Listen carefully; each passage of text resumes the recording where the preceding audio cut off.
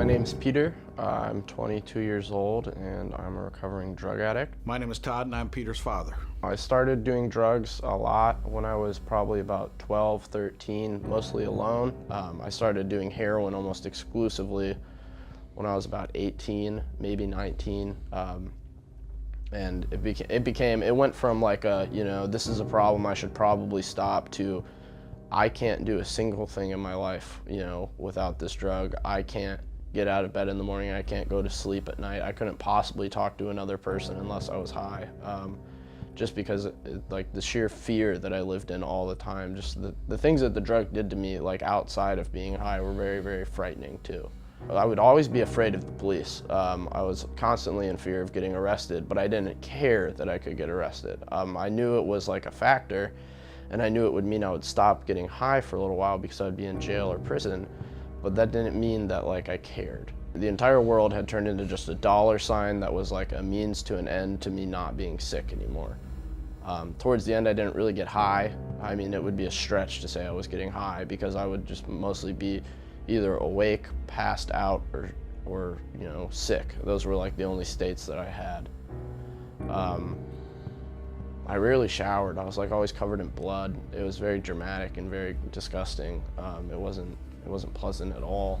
I don't know that I would have been able to stop had I not been, physically drawn down across the country to an intervention that was, in gear up to go to rehab, and it wasn't a smooth process at all. It didn't work out real great, but if those steps hadn't been taken, I probably wouldn't be alive, realistically. Getting Peter into rehab, he made it sound so easy.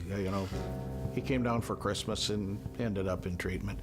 But it was a lot harder than that. We knew that Peter could walk out of rehab. We knew he didn't want to walk in there.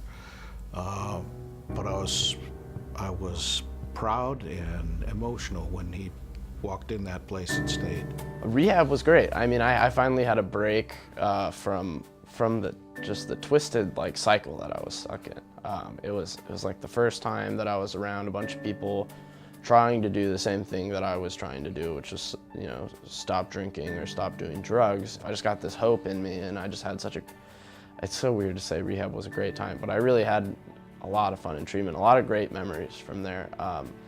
On the other hand of that, though, my treatment roommate has recently passed away about 4 months ago because he wasn't able to stay sober. He wasn't able to stay clean.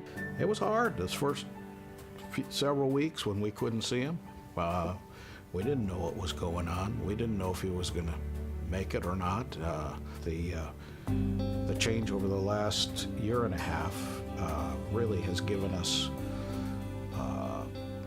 tremendous hope. It's given us our son back to a large extent, the son we hadn't known for years and years. I am so emotional about how hard it was on Sean and I almost can't talk about it. To have him back as a functioning part of our family is really a fabulous thing.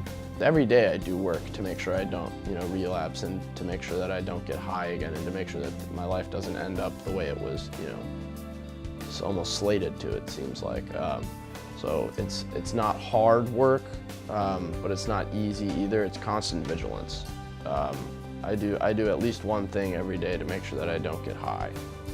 I work really hard at that, actually. I'm back in school successfully, doing very, very, very well in school. I actually have finals starting in 2 days. I'm not looking forward to that. Life is very, very smooth now. I don't deal with things the same way I used to.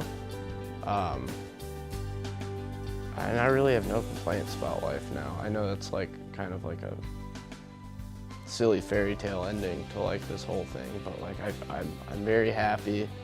My life is very easygoing, and I show up where I'm supposed to show up, and I do what I'm supposed to do, and as a result of that, I go to bed safe and sound and with a clear conscience.